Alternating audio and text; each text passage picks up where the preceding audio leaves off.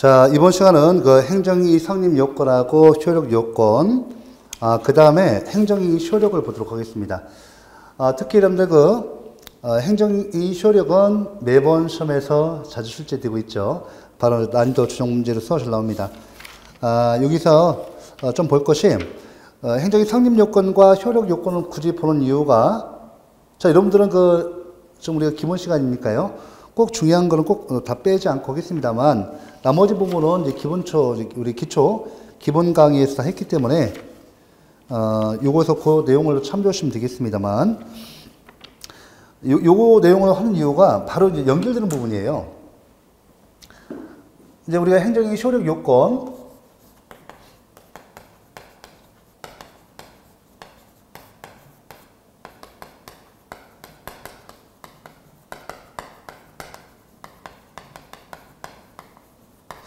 자, 우리가 이제 보시면 행정행위를 행정청이 하죠. 그러면 우리가 여기에 이제 성립요건에는 두 가지가 있는데, 성립요건과 그 다음에 유효요건이 존재합니다. 유효요건 또는 효력요건이라고 해요. 맞죠? 이 동시에 존재합니다. 동시에 존재하는데, 이 성립요건과 유효요건 모두 갖춰졌을 때, 비로소 행정행위 효력이 발생하는 거죠. 자, 그런데 이 성립 요건을 갖다가 충족하지 못하는 경우가 있어요. 자, 못하는 경우는 처음부터 행정행위라고 불만한 외관 또는 외형이 없는 거죠. 그래서 행정행위를 어떻게 한다? 부존재한다. 이렇게 합니다. 행정행위는 부존재한다. 즉, 행정행위라고 볼 수 있는 외관 또는 외형이 아예 없는 거예요. 가장 기초적인 것으로서 잘 나옵니다. 자, 그런데 성립 요건이 모두 충족됐다라고 한다면 이때 행정행위는 비로소 어떤 외형을 갖고 있는 거죠. 외형을 이때 비로소 갖는 겁니다. 그러면 일단 행정행위는 성립했다고 한다면 이때 유효 요건을 따져봐야겠죠. 사실은 이 성립 요건이 따로 있고 유효 요건이 이렇게 분리된 것은 아니고 동시에 존재합니다. 그러니까 성립 요건은 주체, 내용, 형식, 절차상의 요건이 있고, 마찬가지로 유효 요건도 주체, 내용, 형식, 절차상의 요건이 있어요. 이때 유효 요건에 있어서 이것이 충족되지 못했다. 자, 이 충족되면 행정행위는 유효하죠. 효력이 발생합니다. 효력이 발생해서 유효하죠. 하지만 행정행위 유효 요건을 충족하지 못하면 어때요? 행정행위는. 자, 즉 유효 요건에 행정행위 유효 요건에 하자가 있다. 흠이 있다. 이렇게 하면 행정행위에 하자가 있다고 합니다. 보통 행정행위 하자, 흠하면 이 유효요건과 관련돼서 얘기합니다. 일반적으로. 자, 그러면 이 하자 흠이 있는데, 이 하자 흠이 있으면 이때 그 하자에 대해서 중대 명백설이 현재 통설 판례예요. 통설 판례입니다. 통설 판례. 맞죠? 예. 그러면 이때요. 중대하고, 이거 여러분들 국어 배우셨죠? 자, 중대하고 명백한 하자이면 이건 무효예요, 무효. 만약에 중대하거나 명백한 하자, 이렇게 하면 이 둘 중에 하나면 이때, 그죠? 이때 취소가 되는 거예요. 이거 중대하고 명백한 하자 할 때는 무효고, 이거 엔드일 때.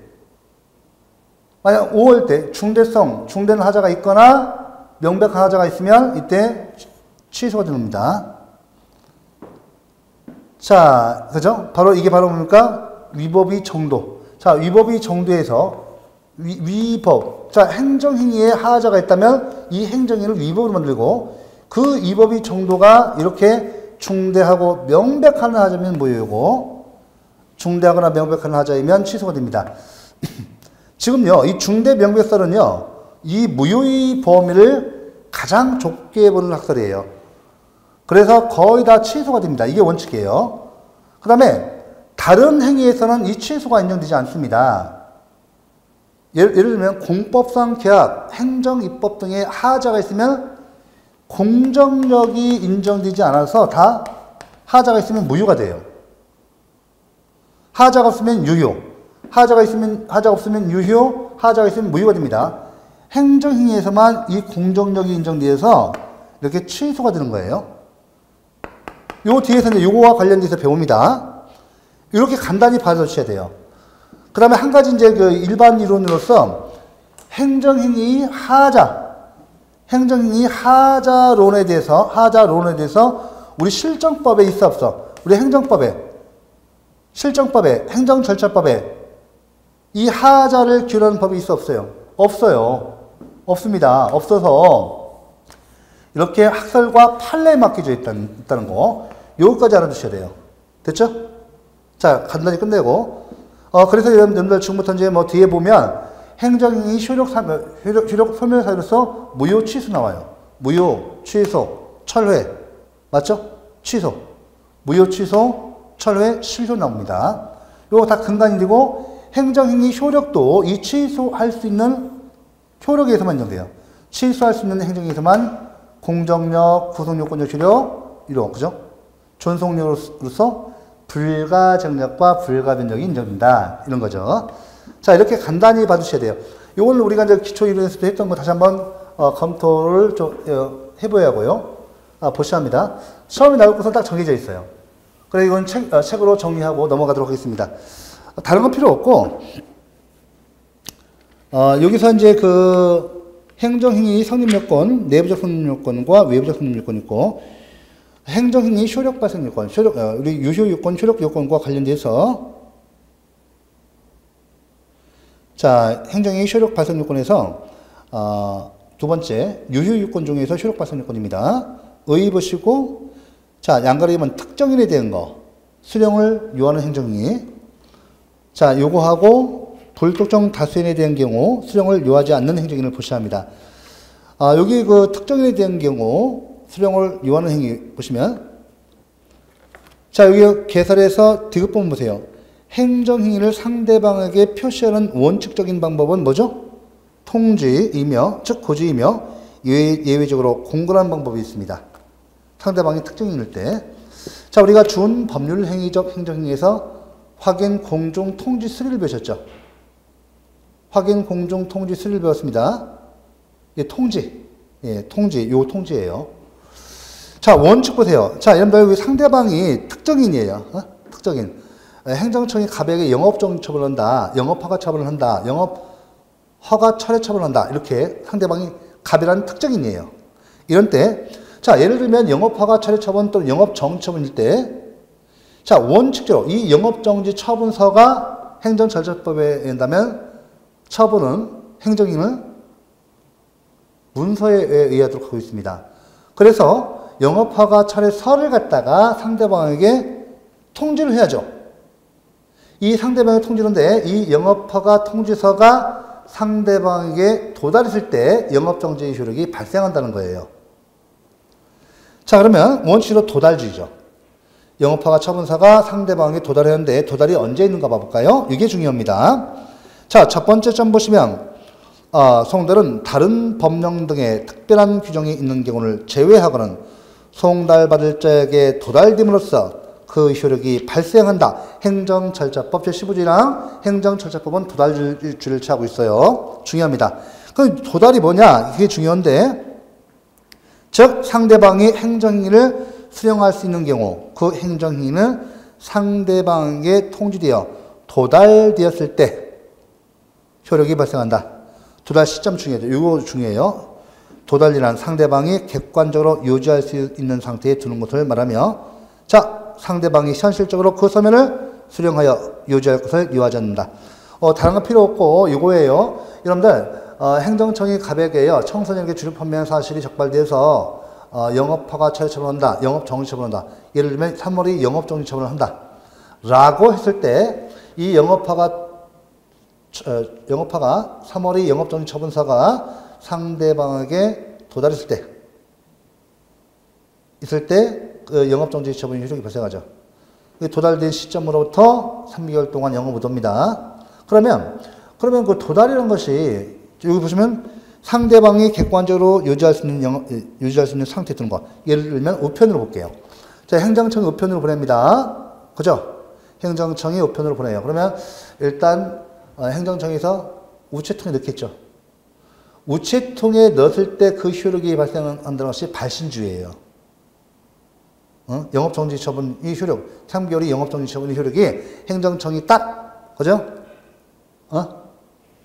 영업정지 처분서를 갖다가 우체통에 딱 투입했을 때, 자, 발신주의. 자, 그 다음에요. 이걸 우리 집배원 아저씨가 갖고서, 그죠? 어디로 가요? 배달 가죠?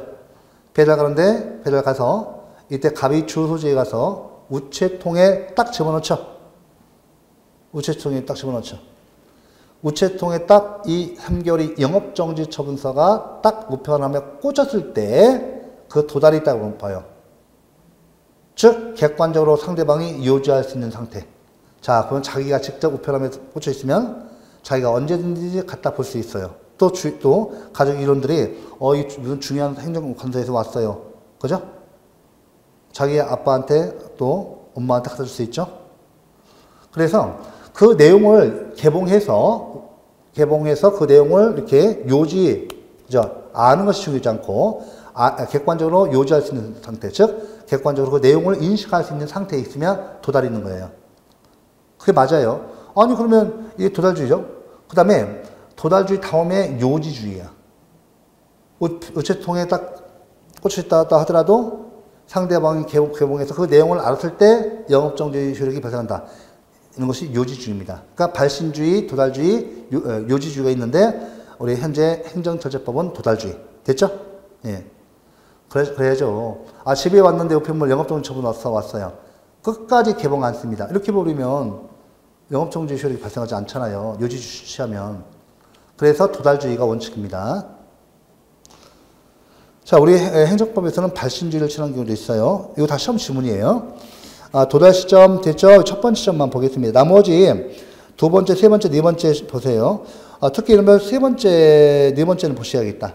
세 번째, 정보통신망을 이용하여 전자문서에 송달하는 경우에도 마찬가지예요. 송달받을 자가 지정한 컴퓨터 등에 입력된 때, 한때가 아니라 든 때, 도달주의. 그 다음에 이거 아셔야 돼요, 이거. 우편에 의한 송달의 경우, 판례는 내용증명 우편이나 등기우편과 달리 보통 우편으로 발송한 경우에는 도달이 추정 안 됩니다. 추정 중요합니다. 여러분들, 내용증명 우편이나 등기우편은 추정돼요. 도달 추정합니다. 그래서 우리 중요한 서류 같은 경우는 전부 다 등기우편이나 내용증명 우편으로 보내죠. 맞죠? 예, 도달 추정됩니다. 도달이 간주된다면 틀려요. 그러니까 내용증명 우편이나 그 다음에 등기우편 있죠? 이것은 도달을 간주하는 제도가 아니라 도달을 추정하는 거예요. 아시겠죠? 왜 추정을 하냐면 등기우편 같은 경우는 상대방한테 사인 받아가요. 도장 찍어간단 말이에요. 맞죠? 그래서 도달이 추정됩니다. 근데 사실은 집주인이 그때 외타 쪽인데 누군가 와서 그저 사인하고 가짜 주인 행세해서 쓰는 경우, 그죠? 문제가 되죠. 그래서 도달 추정이 되는 것이 도달 간주 안 돼요. 이런 경우가 있을 수 있으니까. 그래서 보통 도달이 추정됩니다. 도달되는 거고 간주되는 것은 아니고 보통 우편은 또 도달이 추정도 안 돼요. 보통 우편은 꼭 아셔야 돼요. 그 다음에 여러분 예외적으로 보시면 이제 예외적으로 공고. 여러분들 상대방의 통지 또는 고지가 원칙이에요. 공고는 아무 때나 하는 것이 아니에요. 예외적으로 인정됩니다. 봐볼까요? 요 기억본 보세요. 송달받을 자의 주소 등을 통상의 방법으로 확인할 수 없는 경우나 송달이 불가능한 경우에는 송달받을 자가 알기 쉽도록 관보, 공보, 게시판, 일간신문 중 하나 이상에 공고한다. 그죠? 예외적으로 통상의 방법으로 주소를 알 수가 없어요. 송달이 불가능합니다. 이런 때는 여러분들 어떻게 한다고요? 공고를 합니다. 자, 이와 같이 고시나 공고에 의한 송달의 경우는 다른 법령 등의 특별한 규정이 있는 경우를 제외하고는 공고일로부터 며칠? 이거 잘 나와요. 14일 행정절차법 내용입니다. 공고는 공고일로부터 14일이 경과되었을 때 그 효력이 발생한다. 자, 그 다음에 불독점 다스리는 경우죠. 동그라미 1번 통행금지 처분과 같이 상대방이 불독점 다스릴 때는 수령을 요하지 않는 행정에는 공고에 의해서 외부에 표시하고 특별한 규정이 없으면 공고 후 5일이 지나면 효력이 발생한다. 행정, 효율과 협업 촉진에 관한 규정 제6조시 3항입니다. 넘기셔서 해보시고. 여기서 문제 되는 것인데, 문제 되는 것이 있는데, 그 행정처제법은 공고일로부터 14일 후잖아요. 근데 여기 행정 업무의 효율적 운영에 관한 규정이 있다면 5일이란 말이에요. 이게 어떻게 되느냐. 그래서 이거 좀 학설 대립이 있는데, 여기서 이제, 여기 그 182쪽에 동그라미 2번 그 내용을 좀 봐볼게요. 여기서 문제되는 것은 대통령령인 행정 업무의 효율적 운영에 관한 규정과 달리 행정절차법 제15조는 14일 후 효력이 발생하는 것으로 규정되어 있는데, 이에 관해서 다수는 양 법령이 서로 충돌하는 경우는 행정절차법이 우선을 한다고 보고 있다. 이렇게 되어 있거든요. 그럼 우리 동그라미 3번도 기능이죠. 다우선은 그렇다는 얘기예요. 행정조치법이 더 우선한다. 이렇게 되어 있는데 3번 하지만 행정효율과 협업촉진에 관한 규정 제6조 제3항 규정은 처음부터 불특정 다수인에게 공고하는 경우를 규정한 것으로 해석할 수 있고 행정조치법 제15조를 특정인에게 예외적으로 공고하는 경우를 규정한 것으로 해석할 수 있다는 경우도 있습니다. 자, 이렇게 보는 경우가 있다는 거. 이것도 한 번 딱 나왔어요.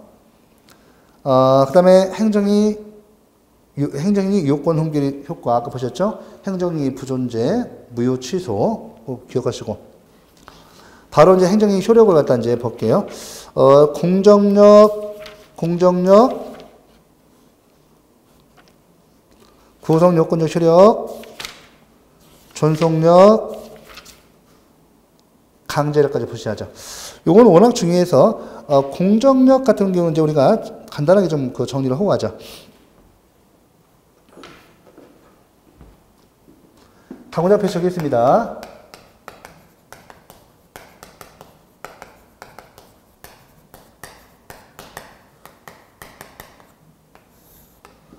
자, 이 행정행위의 효력은 이런 거 꼭 아셔야 돼요. 취소에서 인정됩니다. 취소할 수 있는 행정에서만 인정되고 무효인 행정에서는 인정 안 돼요. 꼭 기본적으로 아셔야 돼요. 아시고 행정행위 효력 보시면 맨 처음에 내용상 구속력이 있어요.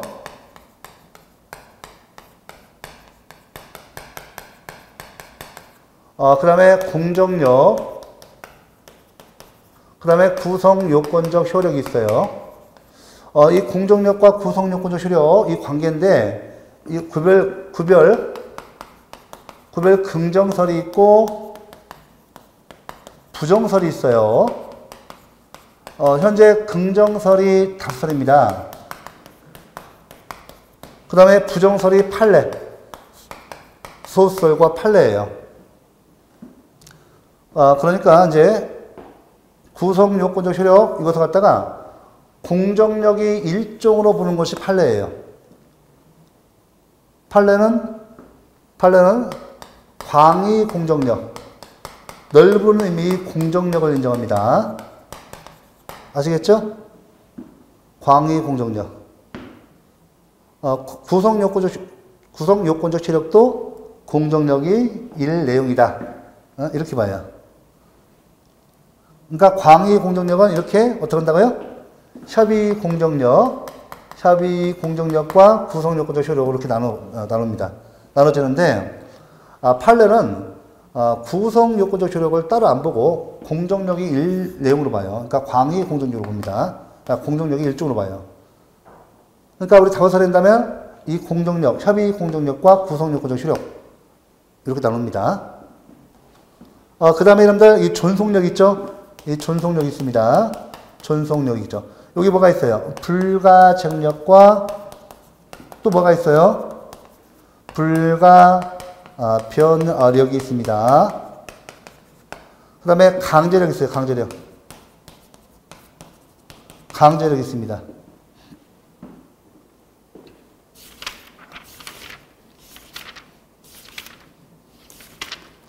됐죠? 이 강제력은 다시 한번 뭐가 있어요? 자력집행력이 있죠?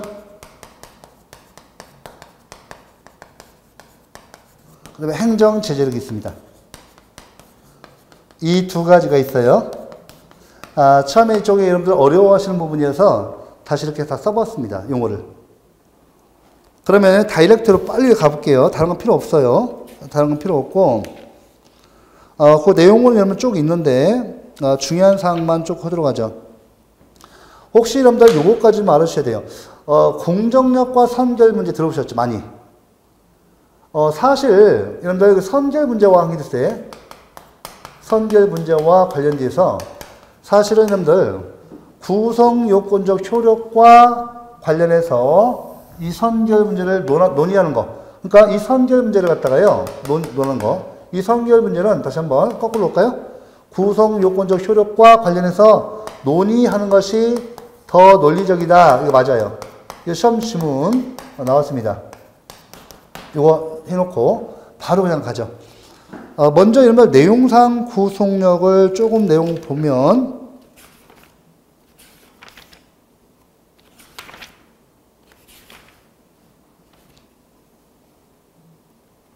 여러분 182쪽에 구속력 나오죠. 그 내용상 구속력 그런데 이걸 제가 이렇게 써놨죠. 보통 구속력이라고 하는데 이것은 시험 나올 건 이거밖에 없어요. 적용 범위에서 구속력은 적법하게 야간가로 2번 적용 범위 봐보세요. 구속력은 적법하게 성립한 모든 행정이 당연히 인정되는 실제법적 효력으로서 절제법은 틀려요. 실제법적 효력으로서 가장 기본이 되는 행위입니다. 이것만 처음 나와요. 나머지 수치형 예를 보시고 공정력에서 보셔야죠. 예. 자, 공정력에서 의의는 우리가 기초 개념을 다 봤으니까요. 그럼 우리 공정력을 하나씩 또 보도록 하죠. 요 토대에서 우리가 공정력 볼게요. 사실 여러분들 그 잠깐 이 공정력과 선결 문제, 구성 요건적 효력과 선결 문제, 예.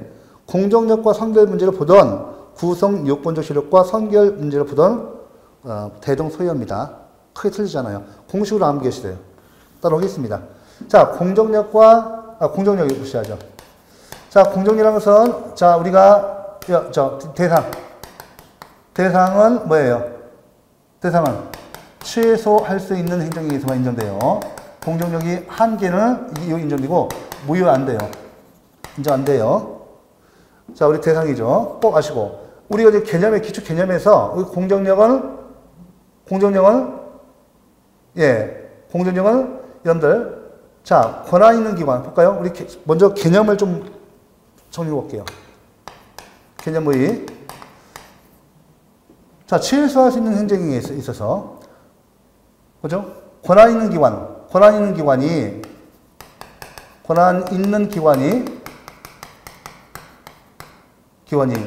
취소 변경하기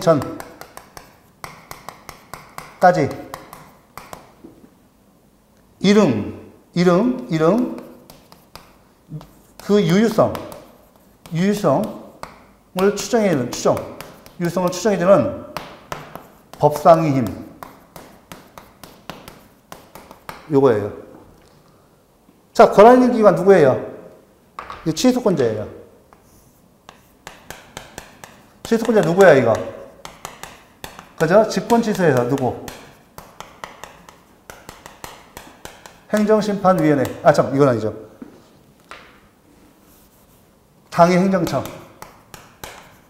당해행정청이죠.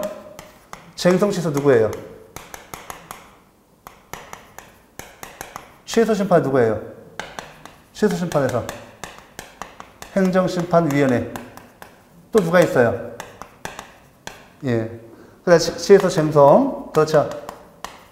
누가 있어요? 우리 행정법원. 1심을 기준으로 해서, 보통 이 법원 이렇게 하죠. 행정법원. 이렇게 듭니다. 이 유효성을 추정하는 거지. 적법성 틀려요. 적법성 틀립니다. 이거 아닙니다. 예. 그 유효성을 추정해줘요. 취소면 무효가 되죠. 예. 이 개념 중요하고. 그 다음에 근거. 자, 우리는 근거요. 근거 뭐예요, 이거? 책 다 나와 있으니까. 자, 여러분들, 이론상 근거 중요해요. 이론상 근거. 실정법상 근거. 중요합니다, 이거. 중요해요. 자, 이론상 근거예요. 법적 안정성. 중요합니다, 이거. 판례. 실정법상 근거. 중요합니다. 취소 쟁송 규정. 됐죠? 취해서 쟁송 규정은 뭐예요? 취해서 심판과 소송 규정. 요겁니다. 됐어요? 빨리빨리 따라오셔야 돼요, 이제. 네, 좋습니다. 요 집행부정지제도. 이 소수설이 있는데, 이게 다수설이에요. 혹시 집행부정지제도. 집행부정지제도가 있는데, 이 소수설. 다수설은 요거대로 아셔야 돼요. 됐죠? 자, 하고 쭉 갑니다. 법적 안정성설을 행정정책설로 한 번씩 나왔어요. 그 다음에 공정력이 한계, 공정력 어디에서만 인정돼요, 이거? 제가 분명히 여기서만 있는데요. 그러니까 행정행위 이외의 행정작용, 행정행위 이외에서는 인정 안 되고, 행정행위 중에서도 취소할 수 있는 행정행위에서만 인정되지, 무효에서는 인정 안 돼요. 그거 나왔고. 그 다음에 공정력과 입증책임, 공정력과 입증책임. 여러분들, 입증책임, 공정력과 입증책임. 여러분들 중요합니다. 공정력은 적법성을 추정해주잖아요. 만약에 공정력이 적법성을 추정해주면요. 행정기관이 위법한 행위를 했는데 세상에 적법하다고 이 실정법에서, 근거법에서 적법하다고 추정을 해주면 어떻게 해요? 입증책임 누가 져요? 누가 져요? 우리 원고가 져요. 원고가. 그런데 적법성 추정이 아니라 유효성을 추정하니까 입증책임, 공정력과 입증책임, 입증책임은요, 공정력과 무관해요. 왜? 공정력은 적법성을 추정을 해주면 입증책임과 관련이 있는데 유효성을 추정하니까 공정력과 무관. 입증책임은 공정력과 무관해요. 됐죠? 입증책임 무관설. 입증책임 무관설. 이것이 통설 판례예요. 됐죠? 이게 뭐라고요? 입증책임 무관련설. 입증책임과 관련 없다 그죠? 이렇게 해야 돼요. 됐죠? 그러니까 보시면 입증책임과 관련돼서는 공정력과 무관해서 통설 판례한다면 그죠? 입증책임 분배설. 입증책임 분배설. 그죠? 일반적인 입증책임에 관한 이론에 의해서 입증책임 분배설. 즉 원고와 피고는 각각이 자기에게 유리한 모든 사실을 입증해야 돼. 원고와 피고. 행정청은 나의 이 처분이 적법함을 입증해야 하고 상대방은 우리 국민들은 이 행정청의 처분이 위법함을 입증해야 돼요. 그러니까 입증책임과는 공정력과 입증책임과는 무관하다. 입증책임 무관설이 현재 통설 판례예요. 통판 됐고. 그래서 일반적으로 입증책임에 관한 일반 이론에 의해서 입증책임 분배설 또는 다른 말로 법률요건 분류설에 따라서 각 원고와 피고는 각각이 자기에게 유리한 모든 사실을 입증해야 한다. 이겁니다. 됐어요? 이렇게 했고 공정력과 입증책임도 있고 그 다음에 여러분들 선결 문제는 구성요건적 효력과 관련해서 논의하는 것이 더 논리적이어서 제가 일부러 이렇게 붙여놨어요. 그 내용은 대동소이합니다. 구성요건적 효력을 보도록 하자. 여러분들 의의를 보셨고 이론적 근거. 자, 구성요건적 효력 봐볼까요? 자, 이번 두 번째는 공정력 보셨죠? 요 내용을 한번 책을 통해서 다시 정리하시고 이번에는 구성요건적 효력을 봐볼게요.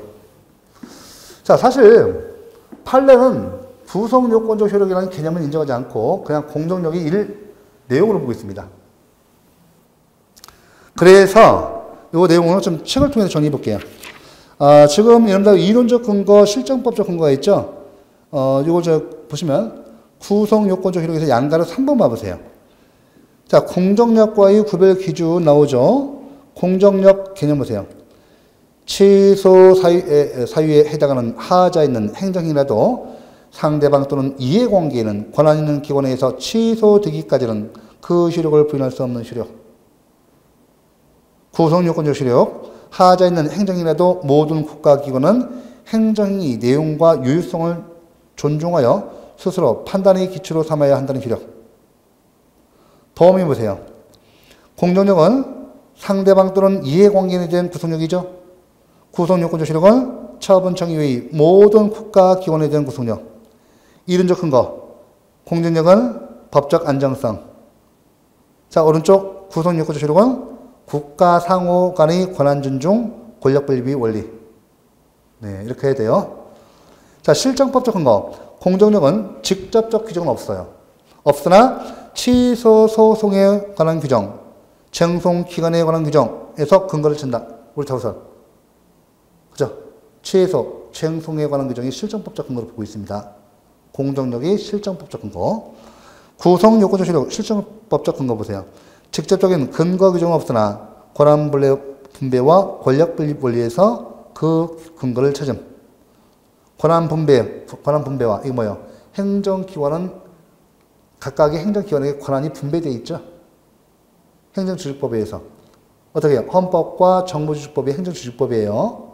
이것에 의해서 정보조직법, 우리 헌법과 정보조직법에 가보면 행정기관은 권한이 분배되어 있어요. 함부로 다른 행정기관의 권한을 침해하면 안 됩니다. 그래서 행정기관 간 권한 존중 원칙. 또 헌법은, 그렇죠. 권력 분립을 해놓고 있죠. 입법권, 사법권, 입법권, 행정권, 사법권 나눠있죠.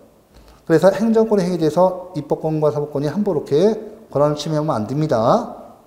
자, 이렇게 있죠.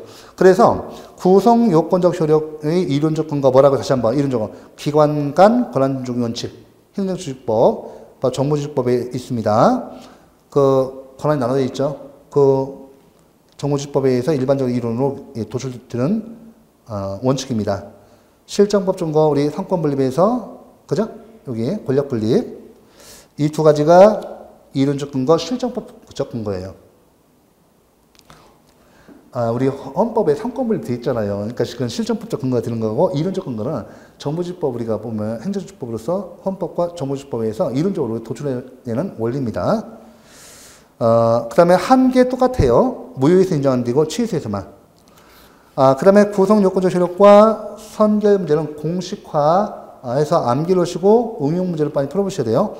그러면 제가 여기 이제 구성요건적 효력과 공정력과의 구별 중요한데 사실 차이점이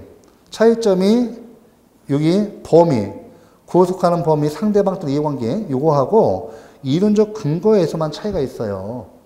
어떻게 보면 차이가 이것밖에 없기 때문에 구성요건적 효력을 인정할 필요 없다고 보는 부정설이 있고 구별 부정설. 그러니까 구성요건적 효력을 공정력이 1:0으로 보는 학설이 있고 아니다. 이 봐라. 구속하는 범위가 또 이론적 근거가 다른데 다르게 봐야 한다. 보는 공정력과 구성요건적 효력이 구별 긍정설이 있는 거예요. 별거 아니거든요. 아닙니다. 근데 제가 선결 문제 보기 전에 이걸 보고 갈게요. 왜냐하면 시험에서 잘 출제되는데 여러분들 이해를 해야 돼요. 여기 이제 행정청이 있어요. 행정청이 있는데 상대방 갑에게 자, 갑이 있고요. 자, 취소할 수 있는 행정인을 했습니다.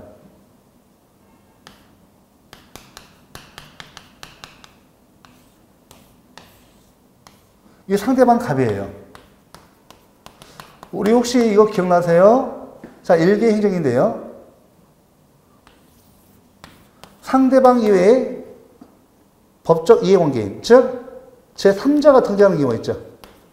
이 제3자 다른 말로 뭐란다고요? 타방. 이게 누구에게? 이해관계인. 법률상 이해관계인이에요. 제3자유 행정이에요. 이게 바로 제3자유 행정입니다. 그러면 이때 상대방의 수익적 효과가 발생할 수도 있고 제3자의 심익적 효과가 발생할 수 있죠. 그 반대도 가능해요. 그 반대도 가능합니다. 자, 그러면 그 다음에 여기 보시면 관계 행정청이 있죠. 이렇게 있어요.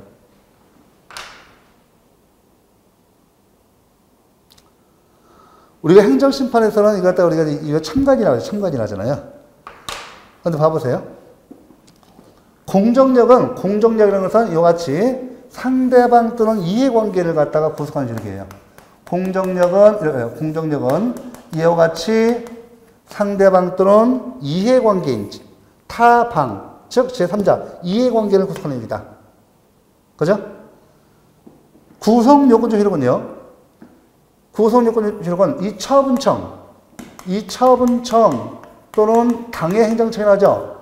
이 당해 행정청 이외의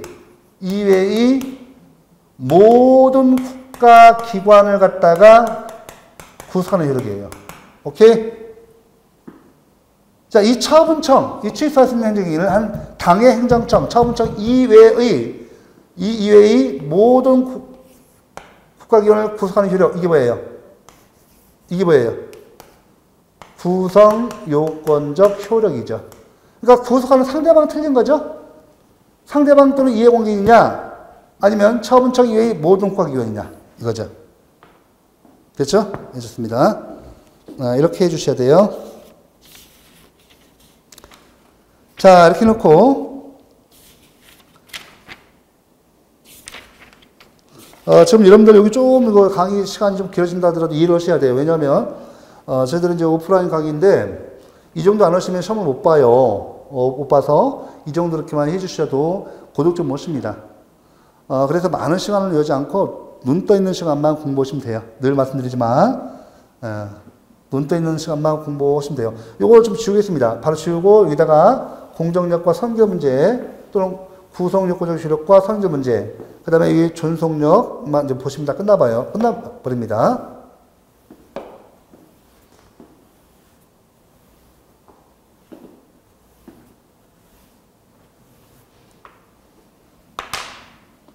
자, 우리는 당장 표시하고요. 요거는 이제 조금 난이도 있게 나오지만 쉬운 문제예요. 그래서 위에 공정력과 선결 문제,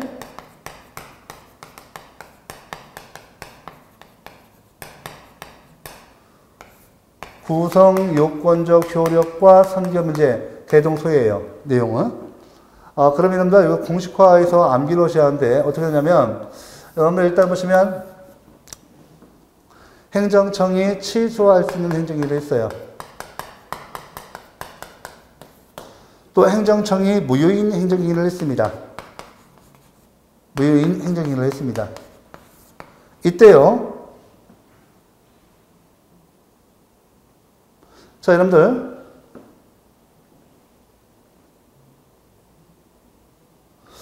이 취소할 수 있는 행정행위에 있어서 취소할 수 있는 행정행위를 재판으로 하는데요. 취소할 수 있는 행정행위를 재판이 대상으로 하는데 그 선결 문제로서 이 취소할 수 있는 행정행위, 이 위법성 유무. 여러분들 어때요? 취소사유가 있으면 이 행정행위가 어때요? 이 취소사유가 있으면 이 행정행위를 갖다가 위법으로 만들죠? 이것도 마찬가지예요. 이 무효사유가 있으면 이 행정행위를 뭐로 만들어요? 위법으로 만들어요. 그러면 취소할 수 있는 행정행위를 대상으로 해서 재판을 하는데 재판이 선결 문제로서 이 취소할 수 있는 행정행위가 위법한가? 위법이냐 적법이냐 이 문제. 위법이냐 적법이냐. 그죠? 위법이냐 적법이냐 문제죠. 이에 대해서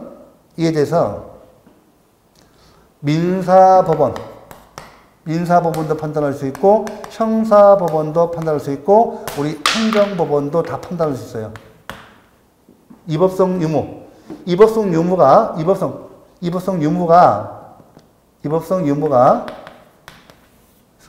재판이 선결 문제가 됐을 때 민사법원은 이 취소할 수 있는 행정이 위법성 유무, 위법이냐 적법이냐에 대해서 민사법원도 형사법원도 행정법원도 선결 문제로서 판단할 수 있다. 어디에서 판단할까? 민사에서는 국가배상청구권, 공무원의 직무상 불법행위에 해당된다. 그래서 위법이야. 이렇게 할 수 있는 거예요. 아니야, 이거 공무원의 직무상이가 아니야. 이거 해당되지 않기 때문에 이것은 국가배상에서 행정상 손해배상에서 불법이 안 돼. 이렇게 하는 거. 형사, 행정법은 똑같아요. 그런데요, 여기에 공정력 보세요. 취소할 수 있는 행정의 유효성. 이 유무는요, 여기에 공정력 인정돼야 한대요. 여기 공정력 인정돼야 한대요. 되지? 여기 공정력 인정돼야 한대요, 여기. 이거. 이거 공정력 인정 안 되잖아요. 이거 공정력 인정 돼. 자, 취소권자가 행정행위에 하자가 있는 경우, 당연무효인 경우를 제외하고는, 취소할 수 있는 행정행위에서 권한 있는 기관이 직권으로 취소하기 전까지, 이때 권한 있는 기관, 우리 행정심판, 정성유차. 자, 행정법원을 기준으로 할게요. 취소성에서. 그러면 이때 이 공정력은 취소할 수 있는 행위에서 유효성만 열리니까요. 취소권자로서 누구만이 판단할 수 있어요? 재판의 상기문제로. 누구만이 취소할 수 있는 행정이 유효성 의문을 판단해서 이거 유효성 없어, 즉 무효야 라고 판단할 수 있고, 아니야 이거 공정력이 있어, 취소할 수 있는 행정에서 유효하고, 요유한 이 취소할 수 있는 행정이 유효성이 이거 취소하기가 있으니까 이거 무효로 하겠다 이렇게 판단할 수 있는 재판의 선결 문제로서 판단 권한. 자, 이 민사법은 돼야 안 돼요? 안 돼요. 취소 소송 관할권은 누가 하고 있어요? 민사법원, 형사법원, 행정법원. 취소 소송의 관할권은 재판 관할권은 우리 행정법원이 갖고 있습니다. 그래서 이 형사법원도 안 돼. 우리 행정법원만, 1심 행정법원만 가능해요. 주로 이거 가능하죠. 맞죠? 취소 소송 관할권 우리 행정법원이 갖고 있잖아요. 이 행정법원만이 취소할 수 있는 행정이 유효성 의무만을 재판의 선결 문제로 판단할 수 있어요. 형사법원, 민사법원 판단 못해요. 그러니까 형사법원과 민사법원은 재판의 선결 문제로서 그 유효성 의무가 문제되면 바로 행정법원이 판결을 받아서 해야 돼요. 됐죠? 자, 무효행정이 봐보세요. 이 무효행정이 그 무효성 유무가 재판의 선결 문제가 돼요. 그 다음에 중요한 것이, 무효성 유무죠. 이거 그러면 위법성 유무부터 해야겠다. 맞춰서 해야겠죠? 예.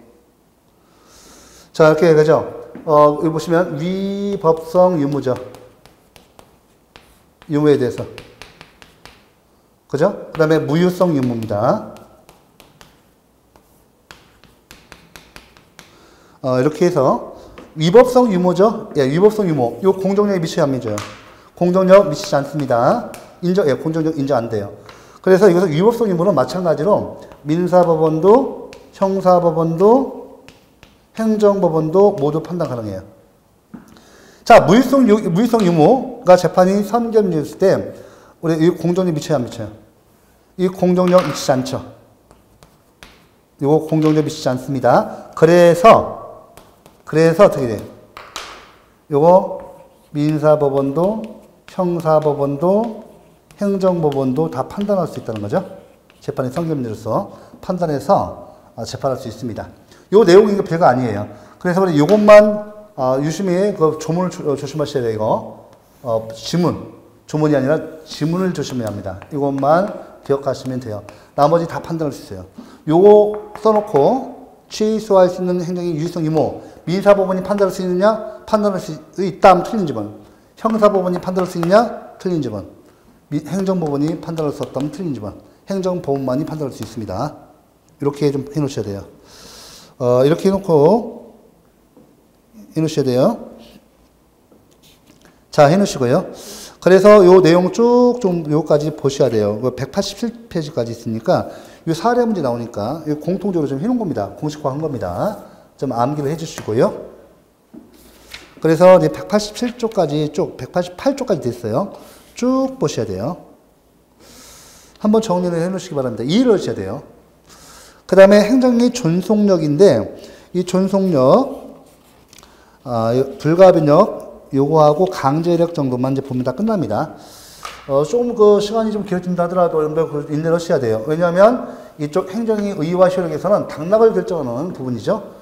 이게 이제 조금 난이도 높으면 공정력과 선결 문제, 구성요건적 효력과 선결 문제, 이게 이제 바로 응용 문제로 해서 사례화 할 수도 있습니다. 조금 난이도 높이면 여기 나올 수 있기 때문에 이렇게 좀 시간을 이렇게 좀 내셔서 좀 이해 위주로 공부를 하시고 암기를 해 놓으시기 바랍니다. 그 다음에 존속력인데 불가제력과 불가변력이죠. 이것도 그냥 다이렉트로 행정의 존속력. 이것도 사활이 잘 나와요. 그러니까 기본 내용을 좀 알아두셔야 돼요. 뭐가 있어요? 불가정력이 있고 또 뭐가 있어요? 변력이 있습니다. 여기 있어요. 이거 보는 거예요. 좀 개념은 다 돼 있으니까 기본적으로 상황에서 요거 이렇게 빠르게 더 빠릅니다. 여기 행정청이 있고 뭐 사례 문제가 올 수 있으니까 자 행정청이 이 상대방 갑에 대해서 이렇게 예를 들면 취소할 수 있는 행정을 했어요. 이렇게 했습니다. 이때 상대방은 갑이에요. 갑은 상대방입니다. 이것도 제3자유 행정이가 있을 수가 있죠. 그래서 이때를 제가 뭐 상대방, 타방, 제3자를 달말로 이해, 법률상 이해관계를 말합니다. 여기 이해관계를 쓰겠습니다. 다른 상대방, 이해관계. 이렇게 되죠? 상대방, 이해관계. 이해관계는 제3자, 타방을 말해요. 타방, 타자를 말합니다. 이렇게 있고. 자, 여러분들. 상대방과, 여기 보시면, 불가정력은 이와 같이 상대방 또는, 불가정력은 상대방 또는 이해관계를 구속하는 기록입니다. 왜냐하면, 취소할 수 있는 행정이 봐보세요. 취소 심판과 취소 소송을 통해서 다툴 수 있죠. 쟁송 취소죠. 쟁송 취소 기준으로 합니다. 그 상대방 또는 이해관계인 우리 제3자유 행정에서 배우셨습니다. 이거. 자, 이 불가정력이라는 것은 이런 거예요. 자, 그 사유 볼게요. 불가정력이 언제 발생하냐? 취소 심판 제기간, 취소 소송 제기간, 이 쟁송 제기 기간,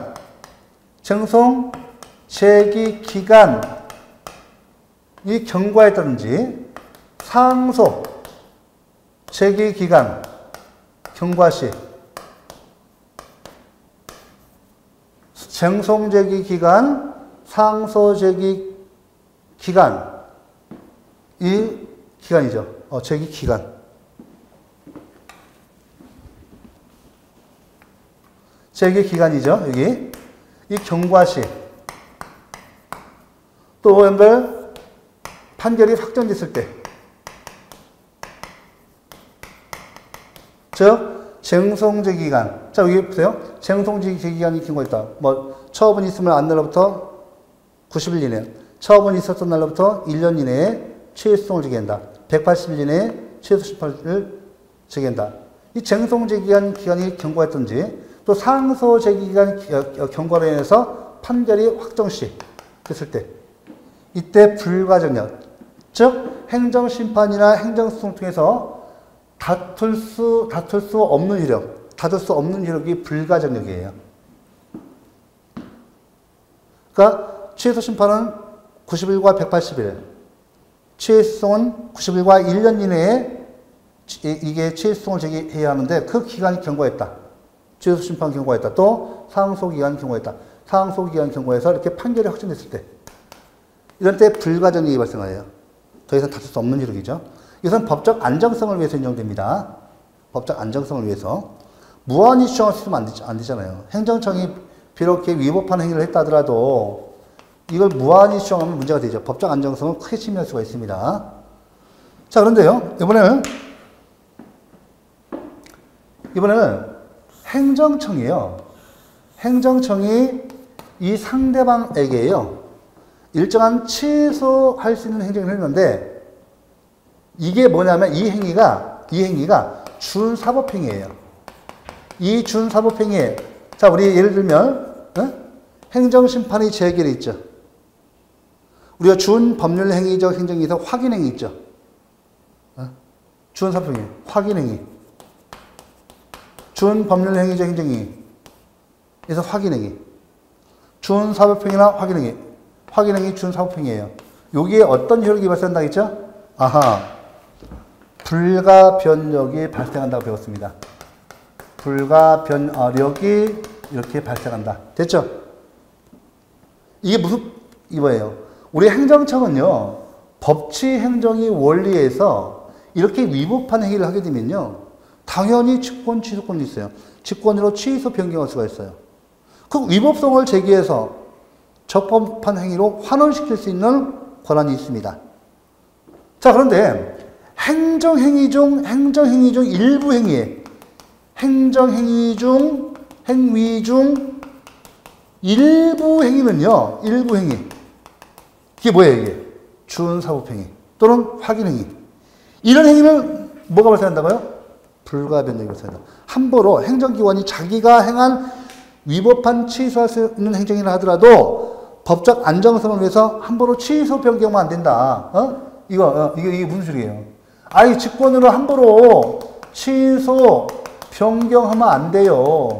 법적 안정성을 위해서. 그래서 불가변력이에요. 행정행위 중 일부 행위에 인정됩니다. 알았죠? 이런 행위.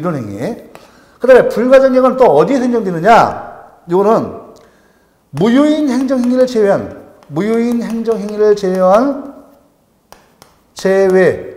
모든 행정행위 인정돼요. 모든 행정행위에 인정됩니다. 꼭 아셔야 돼요, 이거. 인정. 맞죠?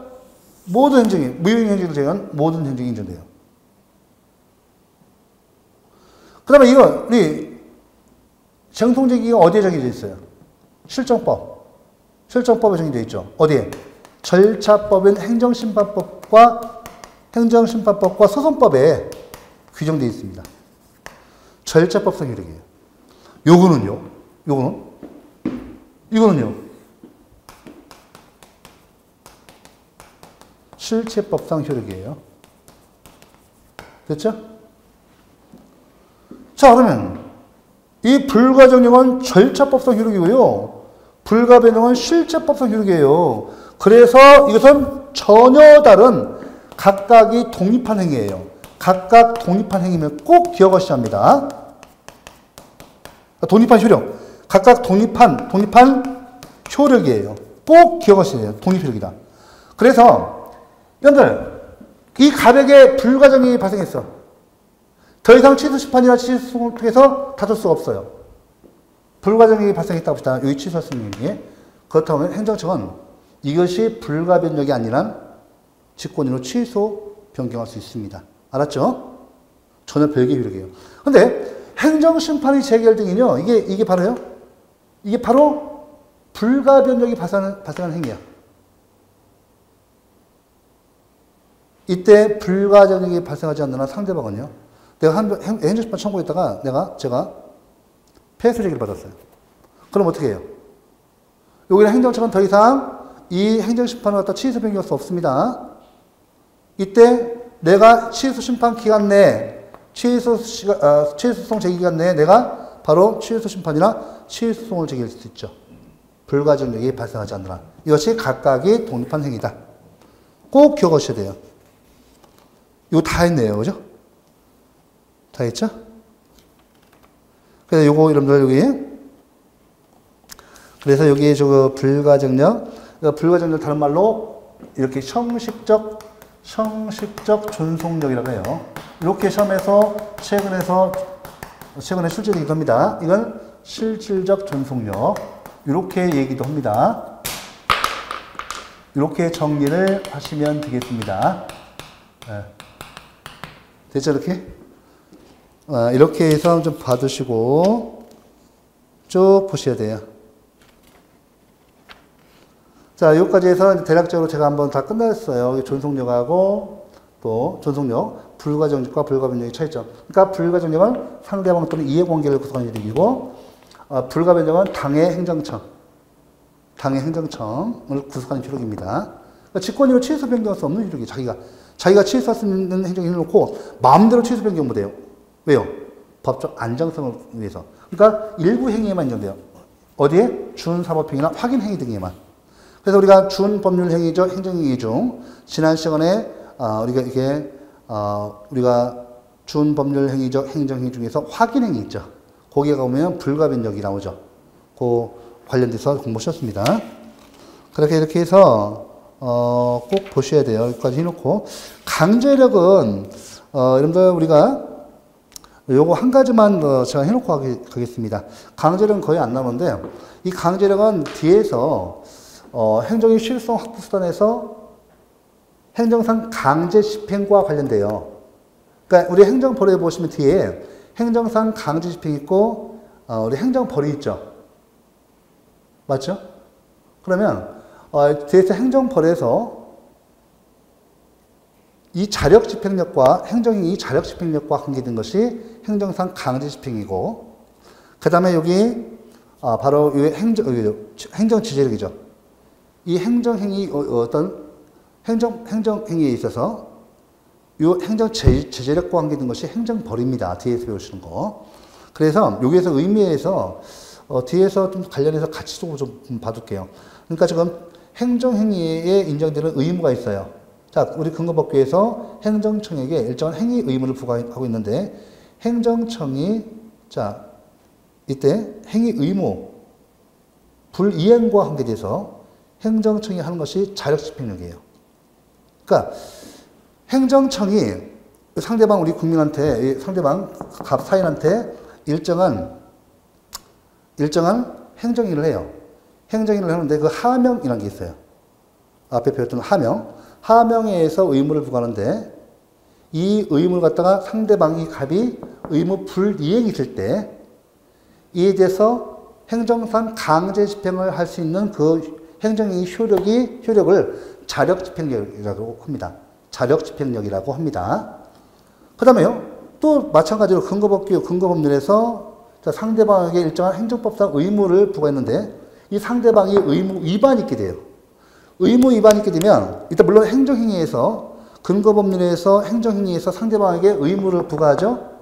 이때 이 상대방에게 의무를 부과했는데, 상대방의 의무 불이행이 아니라 의무 위반이 있을 때, 이에 대해서 행정벌을 부과할 수 있는 이 효력을 이 행정행위에 인정하는 것은 행정지재력입니다. 그래서 뒤에서 행정상 강제 집행할 때 이걸 다시 같이 연관해서 제가 설명드릴게요. 딱 시험에서 이제 한 가지 출제되는 그 부분이 있습니다. 그래서 하명과 관련돼서 자력집행력과 관계돼서 시험에서 출제됩니다. 그러면 제가 결론만 해놓고 다시 한번 확인할게요. 행정상 강제 집행이 되기 위해서는 행정행위의 자력집행력이 인정돼야 돼요. 자력집행력이 인정되는데 이것은 실정법에서 인정되는 효력에 불과하고, 행정행위 중 하명에만 자력집행력이 인정돼요. 하명에만 자력집행력이 인정되고, 이에 따라서 행정상 강제 집행이 주어집니다. 이런 효력들은 실정법에 의해서 인정되는 효력에 불과하다. 그래서 이 자력집행력이라든지 행정상 강제 집행을 할 수 있는 자력집행력이 이 행정행위, 하명에 당연히 내재하는 효력이 아니라 실정법에 의해서 인정되는 효력에 불과하다. 이게 사실 시험에서 출제되는 부분이거든요. 그래서 뒤에서 제가 다시 행정상 강제 집행할 때 이 행정이 효력과 관련돼서 연관해서 다시 설명드릴 겁니다. 자, 이번 시간 수고 많으셨고, 다음에는 여러분들 행정이 하자를 보도록 하겠습니다. 수고하셨습니다.